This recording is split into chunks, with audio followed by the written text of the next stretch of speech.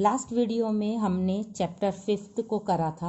Chapter 5 हमने start कर दिया था, जिसमें यूनाइटेड नेशन को डिफाइन किया था और इसके बाद हमने इसके ऑब्जेक्टिव या फीचर्स को डिटेल में देखा था।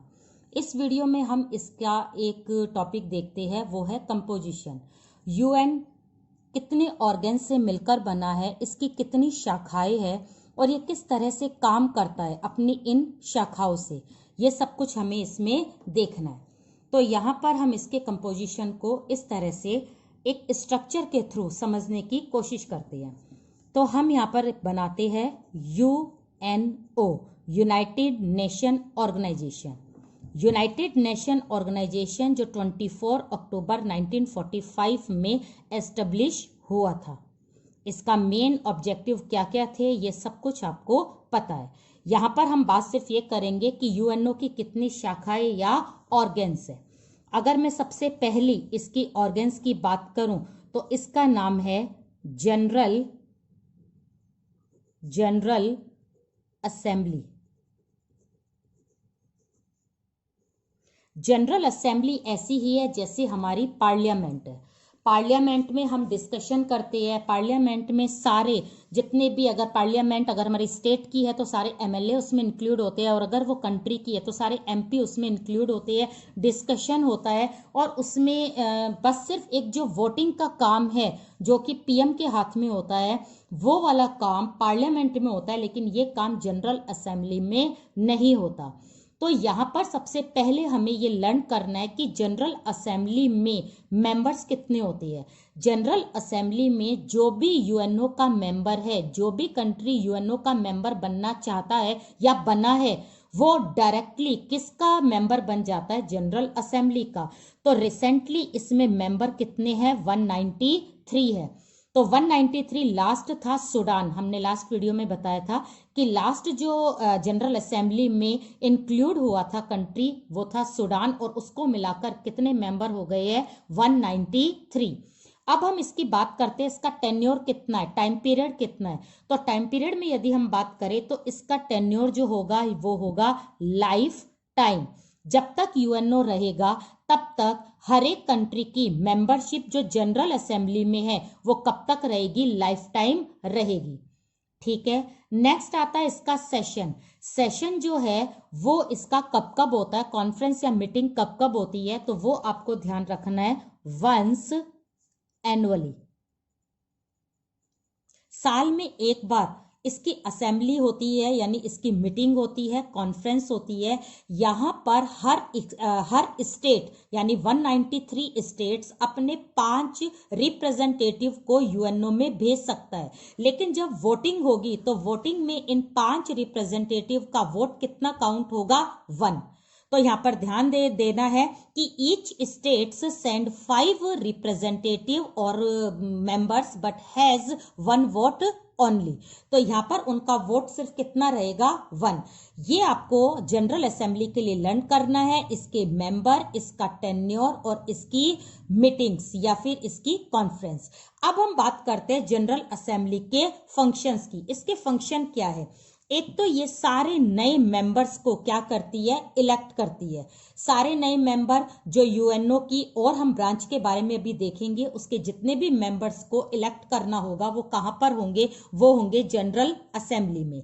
नेक्स्ट, ये पीस और सिक्योरिटी या किसी भी तरह के मसले पर, किसी भी तरह के मैटर पर क्या करती है, डिस्कस करती है। तो यहाँ पर सिर्फ क्या होता है, डिस्कशन होता है। और इसकी जो लास्ट है वो ये है कि जो नॉन परमानेंट मेंबर है उनको भी ये इलेक्ट करती है। अब ये नॉन परमानेंट मेंबर क्या है, किसके है, ये तो हम आगे के ऑर्गन में देखेंगे।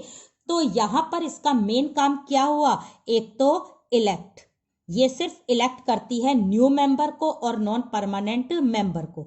और दूसरा इसका काम जो मेन हुआ वो क्या हुआ, डिस्कस करना, यानी डिस्कशन।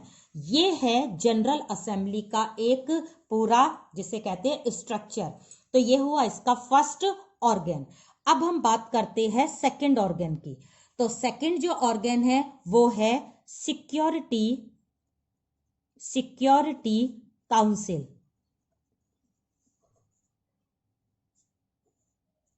सिक्योरिटी जो काउंसिल है ये मेन इंपॉर्टेंट जिसे कहते हैं वो इसका ऑर्गन है। यूएनओ जो जितने भी एक्शन के काम करती है, इम्प्लीमेंटेशन के काम करती है, वो अपने किस ऑर्गन के थ्रू करती है? सिक्योरिटी काउंसिल की। सबसे ज्यादा पावरफुल अगर हम सारे उसमें से देखें, सारे ऑर्गन को जब हम डिटेल में देखेंगे तो सबसे पावरफुल कौन होगा? सिक्योरिटी काउंसिल होगा। अब इसके लिए हम बात करते हैं। फर्स्ट है इसके मेंबर। अगर इसके मेंबर की बात करें तो इसके मेंबर होते हैं 15 में आपको ध्यान रखना है 10 तो होते हैं नॉन परमानेंट और 5 जो होते हैं वो होते हैं परमानेंट। तो ये जो नॉन परमानेंट मेंबर है और ये परमानेंट मेंबर है, ये मेंबर क्या होते हैं इसके बारे में हम देखते हैं। ये 10 जो नॉन परमानेंट मेंबर है ये हर 2 साल बाद रिटायर्ड होते हैं या चले जाते हैं और 2 साल बाद नए जो मेंबर है उनको इलेक्ट किया जाता है। तो नॉन परमानेंट जो मेंबर्स है उनका जो टेन्योर होगा वो कितने साल का होगा? 2 इयर्स का। लेकिन जो परमानेंट मेंबर है ये 5 जो है ये लाइफ टाइम के लिए परमानेंट है। जब तक यूएन रहेगा तब तक ये 5 परमानेंट मेंबर भी रहेंगे। पहले ये जो परमानेंट मेंबर थे इनकी जो संख्या थी ये थे 11 थे, ये थे 1965 से पहले। लेकिन अब ये कितने हो गए हैं? 15 हो गए हैं। तो पहले इसकी जो संख्या थी वो 11 थी बिफोर 1965, लेकिन अब रिसेंटली कितने हो गए हैं? ये 15। इसके टेन्योर की बात करें तो 2 इयर्स होगा, क्योंकि परमानेंट मेंबर का टेन्योर तो लाइफ टाइम होता है। नॉन परमानेंट मेंबर का टेन्योर कितने साल होगा? 2 साल। अब इसकी बात आती है सेशन की, यानी इसकी जो मीटिंग्स होती है वो कब कब होती है। तो यहां पर आपको लर्न करना है वो है ट्वाइस अ मंथ में 2 बार इसकी मीटिंग की जाती है ताकि ये मेन मुद्दों पर अपना डिस्कशन कर सके, अपनी बात रख सके। तो इस तरह से सिक्योरिटी काउंसिल में 15 मेंबर होते हैं, 10 नॉन परमानेंट और 5 परमानेंट। परमानेंट का तो टेन्योर तो परमानेंट ही है, लेकिन नॉन परमानेंट का 2 इयर्स होता है। उसकी मीटिंग 1 मंथ में 2 बार होती है। अब हम इसके जरा फंक्शंस की बात करते हैं कि फंक्शन क्या करते हैं। सबसे पहले बात आता है कि ये एक्शन के काम करती है, यानी जो भी एक्शन लिए जाते हैं, यूएनओ जो भी ऑर्डर देता है उन ऑर्डर को इम्प्लीमेंट करने का काम कौन सा जो ऑर्गन है वो करता है? वो है सिक्योरिटी काउंसिल। नेक्स्ट है जो भी डिसीजन लिए गए हैं उनके लिए बिल्कुल बाउंड होते हैं वो सारे कंट्रीज की। सिक्योरिटी काउंसिल ने अगर कह दिया है तो वो काम करना ही पड़ेगा और उन्हें करना भी पड़ता है। तो इस तरह से सारे डिस्प्यूट को सेटल करने का काम कौन करती है? Security council. तो यहाँ पर मेन हमने क्या देखा है? इम्प्लीमेंट करना देखा है कि किस तरह से सिक्योरिटी काउंसिल अपने या यूएनओ के काम को किस तरह से इम्प्लीमेंट करती है। सेकंड चीज आती है यहां पर डिसीजंस प्रोसेस। अगर हम डिसीजन प्रोसेस की बात करें तो यहां पर 2 तरह के डिसीजन होते हैं सिक्योरिटी काउंसिल के। एक तो होता है इंपॉर्टेंट जो मैटर होते हैं वो होते हैं, और एक होते हैं नॉर्मल मैटर। ओके, अब जैसे कोई नॉर्मल मैटर आ गया। नॉर्मल मैटर ये है कि जैसे किसी कंट्री के बीच में सिविल वॉर चल रहा है और एथनिक स्ट्राइफ है, किसी कास्ट को लेकर लड़ाई चल रही है, तो ये नॉर्मल मैटर है। इस नॉर्मल मैटर पर डिसीजन लेने के लिए कितने वोट की जरूरत होती है? तो यहाँ पर आपको ध्यान रखना है 9 वोट, यानी 15 में से यदि 9 कंट्रीज किसी भी डिसीजन का ऑर्डर दे तो वो इम्प्लीमेंट हो जाएगा। लेकिन ये मैटर कैसा होना चाहिए? नॉर्मल। अगर कोई इंपॉर्टेंट मैटर है, इंपॉर्टेंट में यदि कोई ग्रुपिंग हो रही है या बहुत बड़ा टेररिस्ट अटैक हुआ है, इसके अगेंस्ट में काफी सारे कंट्रीज मिलकर अटैक कर रहे हैं, या कुछ ऐसा बहुत बड़ा कुछ काम हो गया है, जिनोसाइड हो गया है, जिसके लिए बहुत ही एक फोकस की जरूरत है, तो ऐसे मैटर को वो कौन सी कैटेगरी में डाल देते हैं? इंपॉर्टेंट मैटर की कैटेगरी में डाल देते हैं। अब यहाँ पे जब भी कोई डिसीजन होते हैं तो वोट तो 9 ही चाहिए होते हैं कि 15 में से 9 जो कंट्री है वो तैयार हो जाए किसी भी ऑर्डर को पास करने के लिए। लेकिन इसमें से 5 जो वोट होंगे वो किसके होंगे? परमानेंट मेंबर्स के। अगर परमानेंट मेंबर्स 5 तैयार है तो उसके बाद कितने बचे, 6, 7, 8, 9, यानी 4 कंट्रीज कोई और हो, मिलाकर 9 हो। और अगर ये 9 के 9 तैयार है तो कोई भी डिसीजन क्या हो जाता है, पास हो जाता है। तो इस तरह से सिक्योरिटी काउंसिल का मेन काम है एक्शन को इम्प्लीमेंट करना और किसी भी मैटर को ये देखना कि ये नॉर्मल है या इंपॉर्टेंट है। ये काम भी कौन कर रहा है, सिक्योरिटी काउंसिल। इसकी 2 कैटेगरी बन जाती है, एक इंपॉर्टेंट मैटर की और एक नॉर्मल मैटर की। इंपॉर्टेंट मैटर में 9 वोट ही जरूरत है, लेकिन 9 में से 5 किसके होने चाहिए, परमानेंट के। और नॉर्मल में टोटल कितने होने चाहिए, 9। इसमें परमानेंट मेंबर इंक्लूड हो तो भी सही है, नहीं हो तो भी सही है। तो यहां पर हमने देखा सिक्योरिटी काउंसिल जो है वो क्या दिखाई दी है, एक तरह से बिल्कुल पावरफुल। नेक्स्ट हम देखते हैं थर्ड ऑर्गन। अगर हम थर्ड ऑर्गन की बात करें तो थर्ड है economic and social council. Economic and social council, सबसे पहले हम इसकी मेंबर्स की बात कर ले। इसमें मेंबर्स होते हैं 54, यानी 54 कंट्रीज से मिलकर ये बनता है। इसका टेन्योर, ये 54 कंट्रीज हर 3 साल में चेंज हो जाते हैं। बाकी नए कंट्रीज को इसमें आने का क्या मिलता है, एक अपॉर्चुनिटीज मिलती है। तो इसका टेन्योर कितने साल का हुआ, 3 इयर्स। तो यहां पर आपको ये 2 चीज लर्न करनी है, 54 मेंबर 3 इयर्स, जबकि इसका टेन्योर है 2 इयर्स और इसका टेन्योर है लाइफ टाइम। इसमें है 193, इसमें है 15 और इसमें है 54।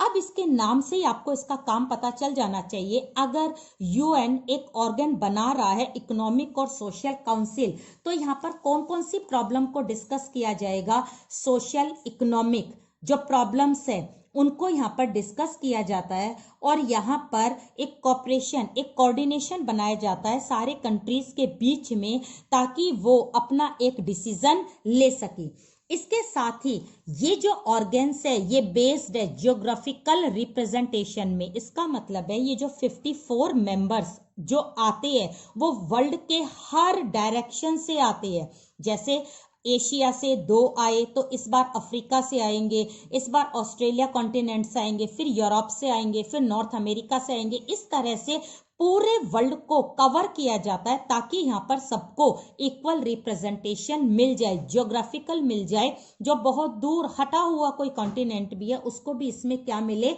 जगह मिले। तो इसका मेन काम क्या हुआ, cultural,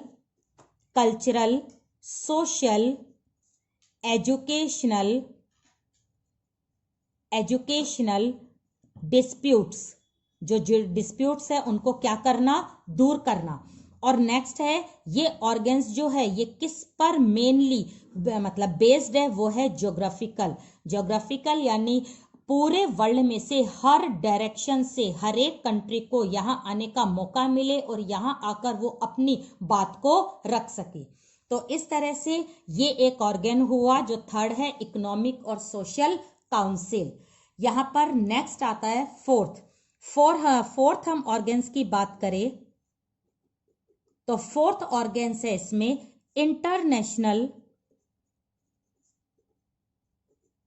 international court. International court, जैसे हर कंट्री में एक कोर्ट होता है, supreme court, high court, session court, जो वहां के सिटीजन्स की और वहां की गवर्नमेंट की प्रॉब्लम्स को दूर करता है। उसी तरह से यूनाइटेड नेशन जो एक इंटरनेशनल ऑर्गेनाइजेशन है जो वर्ल्ड के कंट्रीज ने सेटअप किया है, इस वर्ल्ड के कंट्रीज ने ही एक इंटरनेशनल कोर्ट को भी सेटअप किया है ताकि कंट्री के बीच में जो भी डिस्प्यूट्स होंगे उनको वो क्या कर दे, दूर करे। तो यहाँ पर हम इसके मेंबर्स को पहले देख लेते हैं। यहाँ पर मेंबर्स नहीं होंगे, इनको हम क्या बोलेंगे, 15 जजेस। यहाँ पर 15 जज होते हैं जो इस ऑर्गन्स को बनाते हैं और इनका जो टेन्योर होता है वो होता है 9 इयर्स। 9 साल तक ये जज रहेंगे, उसके बाद ये चेंज हो जाते हैं, फिर दूसरा आ जाएगा। यहाँ पर आपको लर्न करना है इस कोर्ट का मेन सेक्रेटरीट कहां पर है, वो है हेग में। और हेग कहां पर है ये आपको लर्न करना है, वो है नीदरलैंड में। तो यहाँ पर 15 जज होते हैं, उनका जो टाइम पीरियड है वो 9 ईयर्स होता है। इसका मेन सेक्रेटरेट जो है वो हेग में है। हेग कहाँ है? नीदरलैंड में। अब इसके फंक्शंस जो है वो नॉर्मल है।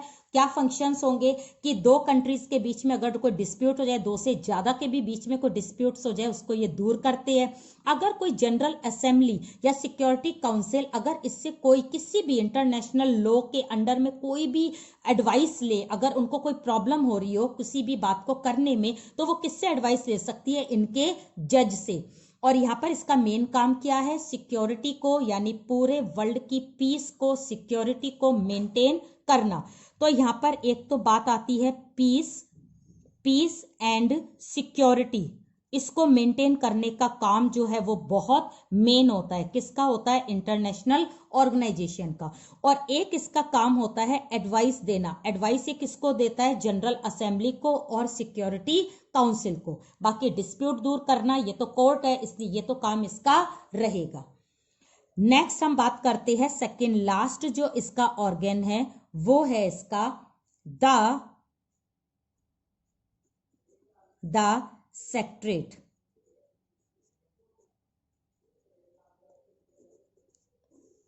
सचिवालय। वैसे तो यूएनओ का हर एक एक्शन कौन सा ऑर्गन पूरा करता है? Security council. सबसे पावरफुल जो ऑर्गन है वो यही है। लेकिन अगर हम बात करें यूएनओ ने वर्ल्ड के बारे में ये कहा, यूएनओ ने किसी के बारे में ये कहा, यूएनओ ने ये ऑर्डर पास करा, तो यहां पर एक्शन तो सिक्योरिटी काउंसिल ही लेगी, यानी डिसीजन तो यही लेगी। लेकिन यूएनओ की तरफ से जो फेस आता है, जो पूरे वर्ल्ड से बात करता है, जो एक मीडिएटर का रोल प्ले करता है, वो होता है इस ऑर्गन का जो मेन चीफ या मेन अध्यक्ष होता है, उसको हम बोलते हैं सेक्रेटरेट यानी सेक्रेटरी जनरल। सेक्रेटरी जनरल जो है वो मेन ऐसा कॉमन फेस होता है जो यूएनओ की तरफ से सबको क्या करता है? एड्रेस करता है। यदि यूएनओ को अपने आप को एड्रेस करना है तो सिक्योरिटी काउंसिल का मेंबर नहीं आएगा, जनरल असेंबली के मेंबर नहीं आएंगे, यूएनओ की तरफ से कौन आएगा? सेक्रेटरी जनरल आएगा। तो यहाँ पर पहले हम इसके मेंबर्स देख लेते हैं। अगर हम इसके मेंबर्स की बात करें तो मेंबर्स इसके किस में चलेंगे? स्टाफ में। ये इंटरनेशनल स्टाफ होता है जिसमें काफी सारे लोग काम करते हैं और यहाँ पर बहुत ज्यादा हजारों में लोग यहाँ पर काम करेंगे। और यहाँ पर जो सेक्रेटरी जनरल है इसका टेन्योर जो है वो होता है 5 इयर्स। तो यहाँ पर ये 5 साल बाद ये सेक्रेटरी जनरल क्या हो जाता है? चेंज हो जाता है। और जो स्टाफ है, स्टाफ अपना एक उसी तरह से काम करता है लाइफ टाइम, जैसे जिस तरह से ब्यूरोक्रेसी काम करती है, ये स्टाफ किसी भी कंट्री में से ले सकते हैं। और ये 10,000 और काफी बड़ा एक इनका जो वो है स्केल वो रहता है। तो यहाँ पर आपको ये ध्यान रखना है कि सेक्रेटरी जनरल अगर हर 5 साल में चेंज होता है और यूएनओ की तरफ से यही एड्रेस करता है, तो रिसेंटली जो सेक्रेटरी जनरल है ये कौन है? इनको हमें ध्यान देना है। एंटोनियो। ये एंटोनियो है, ये कहाँ के है? ये है पोर्टुगल के। और ये कौन से सेक्रेटरी जनरल है? ये है 10th सेक्रेटरी जनरल है जो एंटोनियो है, पोर्टुगल से है। और इनका जो चेंजेबल जो टाइम है वो कितना है? 5 साल। तो इस तरह से जो सेक्रेटरेट है वो क्या काम करता है? यहां पर इसका काम सिर्फ इतना है, सारे ऑर्गन्स में एक कोऑर्डिनेशन करना, हर एक की मीटिंग में इसको पार्टिसिपेट करना। और इसका लास्ट काम ये है कि ये किसी से भी कोई भी रिकॉर्ड अगर मंगवाए, कोई भी फाइल मंगवाए, तो इन्हें इसे देनी पड़ेगी। तो यहाँ पर इसका मेन काम हुआ, एक तो रिकॉर्ड्स को मेंटेन करना, मीटिंग्स को अटेंड करना। ये मीटिंग्स भी किस किस के बीच में होती है? इन सब की मीटिंग्स हो रही है, लेकिन ये यहाँ से जरूर जाएगा। और यहाँ पर आपको ये ध्यान रखना है, इन सारे ऑर्गन्स के बीच में एक कोऑर्डिनेशन जो मेंटेन करता है वो कौन करता है? सेक्रेटरेट। और इसका मेन कौन होता है? सेक्रेटरी जनरल, जो अब कौन है? एंटोनियो है। तो यहाँ पर आपने 5 ऑर्गन्स को देखा है यूएनओ के। यूएनओ का काम किस तरह से डिस्कशन में चलता है, इम्प्लीमेंट में चलता है, सोशल और एजुकेशनल इकोनॉमिक प्रॉब्लम को यहाँ सॉल्व किया जाता है। अगर यहाँ पर सॉल्व नहीं होता, कोई इनका कहना नहीं मानता, तो इंटरनेशनल कोर्ट में चले जाते हैं।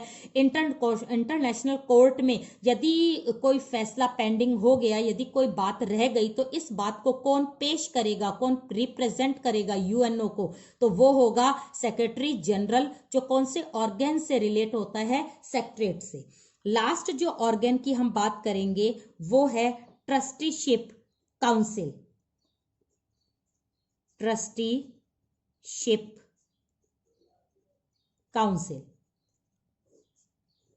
एक्चुअली में हम यूएनओ में ट्रस्टीशिप काउंसिल को इंक्लूड जरूर करते हैं, लेकिन अब ये ऑर्गन जो है वो यूएनओ का पार्ट नहीं है। ये कब हटा था? ये हटा था 1994 में, इसको हटा दिया गया था 1 नवंबर में।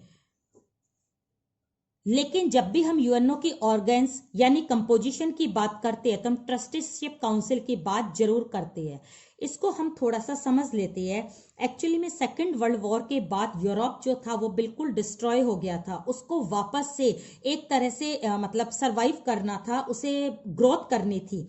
तो जो जापान और जर्मनी के जितने भी कंट्री थे, या जापान जर्मनी या जो सुपर पावर थे, वो छोटे छोटे कंट्रीज को अपनी कॉलोनी बनाए हुए थे। तो यहाँ पर यूएनओ ने एक ऑर्गन को एस्टेब्लिश करा जिसका काम सिर्फ ये था कि ये छोटे छोटे कंट्रीज, डेवलपिंग कंट्रीज को प्रोटेक्शन दे और उनके एडमिनिस्ट्रेशन को चलाए। जैसे ही वो इस लायक हो जाए, इंडिपेंडेंट हो जाए, तो ऐसे कंट्री को वो छोड़ दे ताकि वो इंडिपेंडेंटली उसको रूल करे। इसके जो मेंबर थे वो 14 मेंबर थे, और इन 14 मेंबर्स में जो मेन जैसे जर्मनी है, फ्रांस है, यूके है, ये इनके मेंबर थे। और ये वर्ल्ड के सारे कंट्रीज जो डेवलपिंग कंट्रीज थी उनको ये मतलब कंट्रोल करते थे। यहाँ पर इस ऑर्गन की सबसे बड़ी शॉर्टकमिंग ये थी कि जो कंट्री जिस भी छोटे कंट्री को कंट्रोल करता था उसको उसने कभी नहीं छोड़ा और उसने उसको हमेशा कॉलोनी बनाए रखा। तो यहाँ पर यूएनओ बात करता है फ्रीडम की, इक्वलिटी की और डेमोक्रेसी की, लेकिन दूसरी तरफ एक ऑर्गन में जितने भी सुपर पावर है वो छोटे छोटे कंट्रीज को क्या बना रहे हैं, कॉलोनीज बना रहे हैं। तो ये ऑर्गन इस यूएनओ के बिल्कुल अगेंस्ट में था, इसलिए इसको हटा दिया गया। और लास्ट जो डेवलपिंग स्टेट था वो था पलाऊ। पलाऊ जो एक कंट्री था, ये कंट्री था साउथ अफ्रीका का। ये लास्ट ऐसा कंट्री था जो बहुत छोटा कंट्री था, जिसे अभी अभी इंडिपेंडेंस मिली थी। तो इस 14 कंट्रीज में से 2 कंट्री ने इसको रूल करना शुरू करा, लेकिन इसको कभी भी डीकोलोनाइज्ड नहीं किया, मतलब इसको गुलामी से बाहर आने नहीं दिया। इसके बाद काफी जो डेवलपिंग कंट्रीज है उन्होंने अपनी वॉइस को रेज करा, अपनी आवाज उठाई यूएनओ के खिलाफ कि ये जो सुपर पावर है वो यूएनओ के बेस पर या यूएनओ के थ्रू क्या कर रही है, एक गुलाम बना रही है, सारे कंट्रीज को बना रही है। इसलिए यूएनओ को 1994 1 नवंबर में ट्रस्टीशिप काउंसिल को हटाना पड़ा, लेकिन हम इसके कंपोजिशन में इसको जरूर पढ़ते हैं। तो इस तरह से हमने ये 6 ऑर्गन देखे। किसके देखे? यूएन के। यूएन का फर्स्ट था general assembly, second security council, third economic and social council, fourth international court, fifth the secretariat और लास्ट ट्रस्टीशिप काउंसिल, जो अब अस्तित्व में नहीं है, लेकिन कभी ये था। लेकिन इसके कारण यूएनओ पर काफी ब्लेम लग रहे थे और इसमें जो सुपर पावर्स थी वो अपनी मोनोपोली दिखा रही थी, छोटे छोटे कंट्रीज को गुलाम बना रही थी, इसलिए इस ऑर्गन को हटा दिया गया। अब सिर्फ इसके 5 है, लेकिन जब ये क्वेश्चन आ जाएगा कंपोजिशन का तो आपको ये 6 ऑर्गन्स ही पूरे लिखने हैं। तो आज हमने इस टॉपिक को पूरे अच्छे से डिटेल में देखा है। यूनाइटेड नेशन का पूरा ऑर्गेनाइजेशन, पूरा एक कंपोजिशन अच्छे से पढ़ा है। इसको एक्सप्लेन करने के लिए इसके सब जितने भी ऑर्गन्स हैं उनके 3-3 आपको फंक्शंस लिखने हैं, प्लस मेंबर, टेन्योर, और अगर किसी की मीटिंग दे रखी है तो वो भी आपको लिखनी है। इस तरह से हमारा ये टॉपिक पूरा कंप्लीट हुआ है।